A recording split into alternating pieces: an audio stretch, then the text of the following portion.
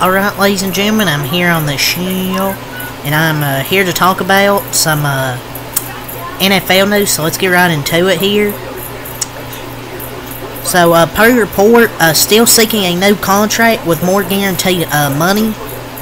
Cortland Sutton continues to work out on his own in Florida while the team is working out at the facility, so he's still working out, continue to working out his own, on his own in Florida, trying to, seek a new contract with more guaranteed money. I mean, he's an underrated wide receiver.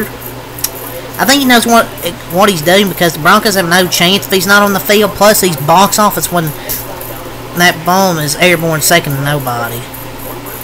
He's never been that impressive. I mean, he's had a few crazy catches. But I feel like he's probably the best receiver they have right now. I don't know why you wouldn't sign him back. But we'll see what they do. So, a hashtag Bears coach talked about why things didn't work out for Justin Fields in Chicago via Ty Dunn. And quote, watch his eyes. He tries to see the whole thing and doesn't see anything. His eyes are all over the place, and it's just really hard to watch. It's just bad football. So it's basically Chicago coaches on why, Justin Fields, it just didn't work out in Chicago. Feels like that's something the coaches need to work on a little bit. Just tell him to, just stop trying to see the whole thing. And tell him not to focus his eyes all over the place and maybe tell him to work on it. If you're not making a statement like this, the least you can do is put your name on. I'm tired of saying, oh, this coach said this. Just say the name. If you're gonna say something trash player, put your name on it. Everyone knows the kid wasn't given what he needed to be successful. I don't know if he's that good, to be honest. I'm not saying Justin Fields is some future young superstar, but come on. Some of the coaches need to work on it. Good time to work on it. So, via the 2510 show, Deshaun Jackson, he is seeking a public apology from Elliot Shore Sparks, Eagles reporter, who wrote an article alleging Jackson had, end quote, gang ties, which played a part in his release from the Eagles. I feel he deserves an apology, because I don't think it was because of gang ties. A lot of times I think athletes are too sensitive at times, but not here. You can't just say, oh, gang ties played a part of his release. I mean, he's not the best writer for the Eagles because he has horrible articles, and he's kind of destroyed any shredded credibility like that sports radio network or whatever it is has. Will he publicly apologize? I don't know. Even if he does, I don't think it'll be like a sincere apology. So, per your report, a free agent wide receiver, Marquez Valdes-Scantling, he is meeting with the hashtag Bills per Adam Schefter. Man,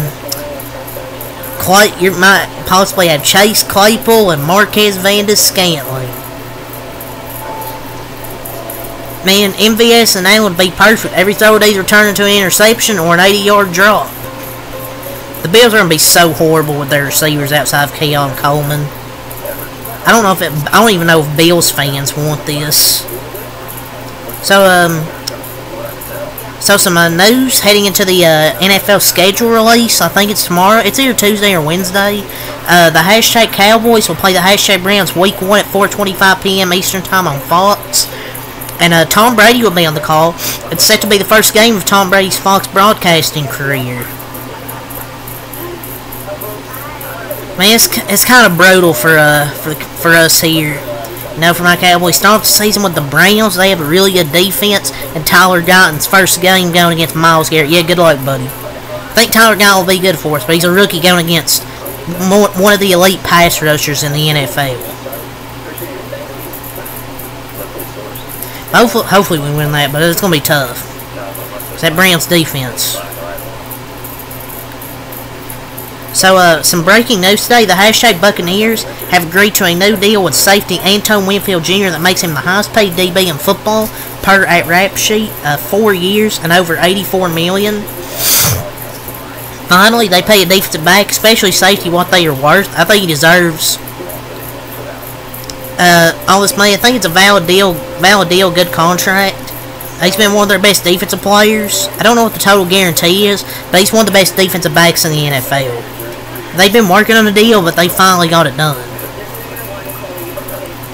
So some more news. We have another contract extension to talk about. That some breaking news today per Schultz Report. The hashtag Lions are giving QB Jared Goff a 4-year, $212 million extension per at Schultz Report. I mean, it's not really an overpay.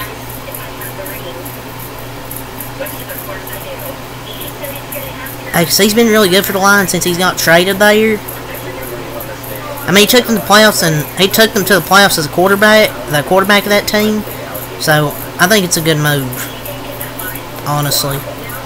I wonder what Tui Tagovailoa is going to get paid. He might. It's probably be like maybe $50 million a year, at least somewhere between that range. Per report, the hashtag Jets have signed rookie offensive tackle Olu Fashanu to a fully guaranteed 4-year deal over $20 million. That's great. That's great money. Protect Aaron at all costs. So rumors: the Jets made legitimate attempts this offseason to hire someone who would, end quote, essentially replace Nathaniel Hackett, per Connor J. Hughes. End quote, not as a new offensive coordinator, but a title above who would run the show. Nathaniel Hackett's just mid. They should have fired him after week 1, but he's obviously only there for Rodgers, for being honest. He's only still on the team because Aaron Rodgers is there. But Nathaniel Hackett's just not a good offensive coordinator. They would fire him if Aaron Rodgers wasn't their starter. If wasn't the starting quarterback. The Lions have completely set out season tickets for the 2024 season. Safe to say the culture's back there in Detroit, finally top team.